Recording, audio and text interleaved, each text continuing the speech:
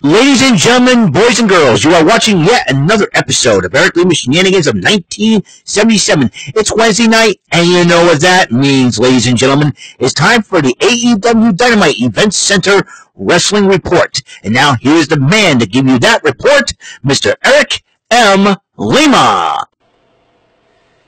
Thank you very much, Mr. Announcer, sir. Well, hello there, everyone. Welcome to yet another episode of Eric Lima Shenanigans of 1977, episode number 1520 of the show.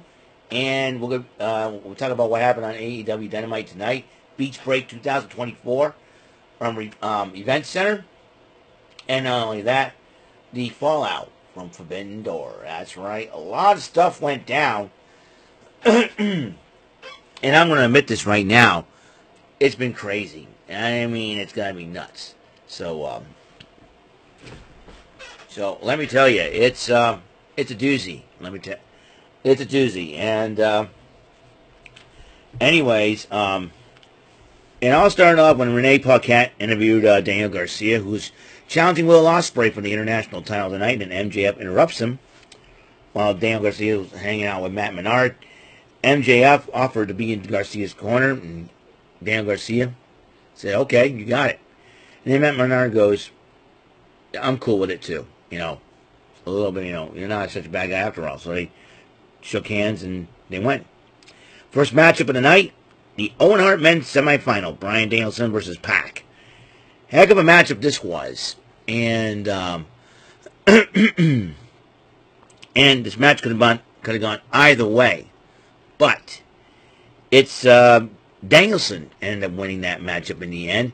He'll face the winner of the Jay White and the winner of Jeff Jarrett in the wild card match. More on that. Renee Paquette, busy lady tonight, interviewed Will Nightingale. Will Nightingale says, "You know what? I'm still going to smile." And she says she was determined. She says she's determined to become the first two-time Owen Hart tournament winner. And she vows to beat. She vows to beat Chris Statlander. Then Mark Briscoe addresses the Chicago crowd, and Briscoe has been announced as the one of the members of Team AEW against the Elite in the Blood and Guts War. And then Jack Perry attacks Briscoe from behind with the TNT title. Kyle O'Reilly tries to help Briscoe out in attacking Perry. And then Okada attacks O'Reilly.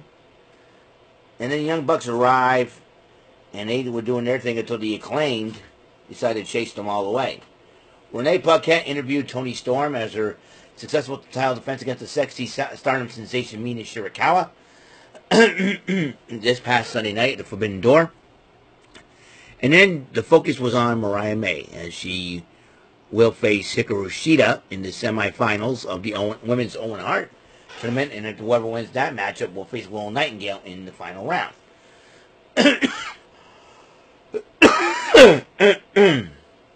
Excuse me. Oh, a little acid reflux there. And Toni Storm says, "This is important. Gotta get focused." Which is very good. Toni Storm knows what's up. She knows the thing about two winning tournaments. Mariah May, you should listen to Toni Storm.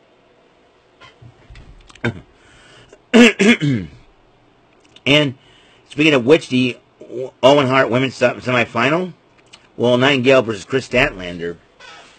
And these two ladies beat the snot out of each other, but in the end, Will Nightingale will advance to the final round. And as Stokely Hathaway and Chris Statlander leave the ring, Stokely Hathaway is trying to tear up a Willow sign with the lady going like this, and I say, somebody give Stokely Hathaway a super mushroom. And then Renee Paquette trying to interview Jeff Jarrett, but Jeff Jarrett said nothing. As you know, Jeff Jarrett is about to face whoever is in the wild card in the Owen Hart quarterfinal. And he said nothing as Satnam Singh and Karen Jarrett walk with him. And Sanjay Dutt and Jay Lethal goes, "This is very important for him. This is his partner, his traveling buddy, his friend, like a brother. He wants to win this for Owen Hart." And Jay Lethal couldn't have said it better myself. And Jay Lethal, hats off to you for stepping up And I think you guys respect Jeff Jarrett, and that was really cool.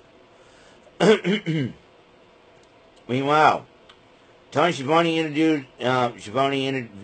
introduced Dr. Britt Baker, DMD. Britt Baker addressed the Chicago crowd what happened in her life. She almost suffered a stroke and all that. And then a big SUV pulled up. Mercedes Moné comes out and was greeted by the Young Bucks. Oh, man. Mercedes Moné lined herself with the Young Bucks. I don't believe this.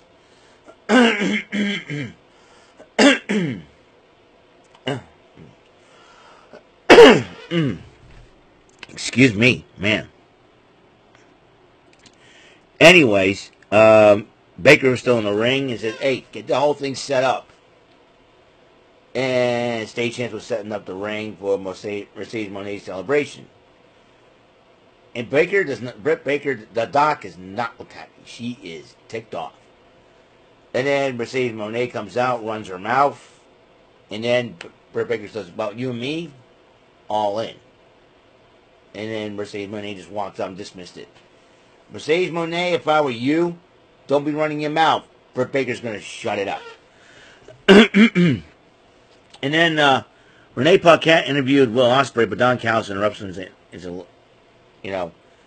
and Ospreay, listen, Sunday night I'm going to go my way. I'm going to try to do something different. I need to leave the Don Callis. Can I leave? I want to leave the Don Callis family. I'm done. I can't, And then Don Callis goes, normally I wouldn't, I wouldn't allow such a thing and all that, but in your case, I'm really proud of you. Give him a hug. He says, request granted. So, kind of like they want to leave on amicable terms, but what about Don Callis and that callous mind of his? Hence his last name, Callis. So he's got to be callous. And here's where the stupidity began. Chris Jericho comes out looking like the stupid idiot that he is. Hi, how you doing? How you doing? And he complains about how, Taz is not impartial in his commentary. And he took on a hook, and then he says he's got an executive order from the Young Bucks on going to execute. Have Taz escorted from the building and be banned from the arena. And for the rest of the night, Jericho is a stupid idiot. I'll tell you one thing. He's a big crybaby. Crybaby Jericho. Oh my God. Chris Jericho is a goofball moron. He's the stupid idiot. He should make the list. Not Hook. That wasn't fair. And as they, Hook, Samoa Joe and Katsuyoshi Shibata took on the Cage of Agony. That's Brian Cage, Bishop Khan, and Toa Leona. Hook, Joe, and Shibata won the matchup with a sleeper hold. And then Brian Keith and Big Bill attacked the three with the chairs, and Jericho attacked Hook as well. More on that situation. And in the men's all-night quarterfinal, Jeff Jarrett, the face, it recently no longer suspended Hangman Adam Page. And Hangman Adam Page was so ruthless, was so aggressive, it's not even funny. Jeff Jarrett tried to fight his heart out, but in the end, Hangman Adam Page won with 2 dead eyes and a buckshot lariat to boot. Meanwhile, in the back, as Hook was getting checked out by medical personnel, Big Bill grabbed one of the personnel, slams him against the stairs, and then Brian Keith continues to attack. When Hook got up, Chris Jericho hits him with a fireball. This is all elaborate setup. Chris Jericho wanted Taz out of the building so that he wouldn't do anything to Jericho. Chris Jericho, that's a coward move, all right? He's kicking the father out of the building and attacking his son. If you're going to pay Jericho, you're a stupid idiot. You just made the list, all right? For once, Chris Jericho, you just made the list, you stupid idiot. And I hope Hook knocks your lights out and gets that FTW title back for the world. About for yourself, Jericho. Yeah, if you ain't for the world, you're just an egotistical, maniacal goofball. Chris Jericho, you're a stupid idiot. You just made the list. And then Renee Paquette interviewed Paige, but Hangman and Paige after his win. Young Bucks interrupted and said, "Yeah, you did it." And then he goes, "How about this?" They wanted him to join them. Blood and Guts goes, "I'm here. I'm in the Owen. All right, I'm going to win it all." He's determined to get back at Swerve Strickland. I don't need your help. And then all of a sudden, like, Nick's like, "What's your problem? What's his issue?" And they're like, "Well, he's back. He's in the tournament. Yay." Looks like Hangman Adam Page is going to be another Stone Cold Steve Austin. But then, the international title was on the line. Will Ospreay versus Daniel Garcia. Ospreay. And then there was a hesitation. MJF offered Daniel Garcia the Dynamite Diamond Ring, and he looked at it and goes, "No, forget it." And then MJF understood. He got hit with a lariat. 1, 2, 3. Ospreay retains the title. Then, Daniel Garcia was in tears. Ospreay consoles him after the match. Been a good sport. And then MJF tells the folks in the back to cut the music. MJF looks at Garcia and says, "Hey, listen, that one's on me. It's my fault. You fought your butt off. These people love you, man, and they respect you, man." And so, and as the two were in the middle of the ring, they hugged. Then MJF looked at him and kicked him straight in the butt, in the nads. I'm like, the old MJF is back, so that means I can call him and Logan Paul Beavis and Butthead again. There's lots of Beavis and Buttheads running around in wrestling. The Young Bucks, they're Beavis and Butthead number 1. Beavis and Butthead number 2, Logan Paul, and that rat-faced, Beavis-looking buttheaded moron again, MJF. And and then Menard tries to stop him, or tries to stop MJF and try to reason with him. MJF knocks him out with a dynamite ring. And then Garcia gets up. MJF hits with dynamite ring. And then MJF can see his ring punches on him. Christopher Daniels, referees, security, and officials try helping Garcia, but MJF pushes him all the way, starts stomping him again. Christopher Daniels tries to talk some sense to MJF. But Ospreay ended up coming back and chases MJF out of the ring. And he was upset. The referee says, "Calm down, we got this, don't worry about it," as Garcia gets taken out on the stretcher. Well, and like I said again, I'm going to call MJF a Beavis-looking butthead because he's a moron. And believe me, I hope Ospreay kicks his butt. Well, personally, I hope Daniel Garcia kicks MJF's butt. MJF, you're a butthead. You are a Beavis-looking butthead, just like Jericho. You talk about two stupid idiots, and if you put in, it's like putting the Young Bucks, MJF. If you put the Young Bucks, MJF, Logan Paul, the rest of the elite, Jack Perry and Okada. But here's the point. All right. You know how stupid the debate was? Talk about the presidential debate. And listen, Biden and Trump, no way.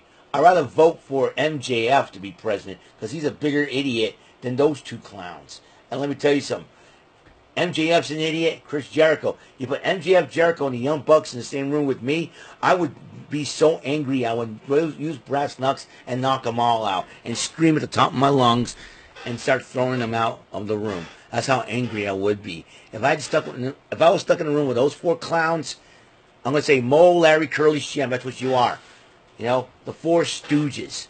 And I can't stand them. Oh, my gosh. Yeah, I hope they get their butts kicked. I hope Cook kicks Jericho's butt. I hope the Acclaimed kicks the Young Bucks' butt. And I hope Daniel Garcia kicks MJF's butt. I'm serious. You're talking about four obnoxious heels. Those four morons. And they're going to get their butts kicked by Garcia, Hook, and the Acclaimed. And once that happens, they ain't going to be nothing. Blood and guts, let's rearrange their faces in. That's what I would say. Bunch of ding-dongs. The Young Bucks are a bunch of ding-dongs. If you put the Young Bucks Chris Jericho and MJF.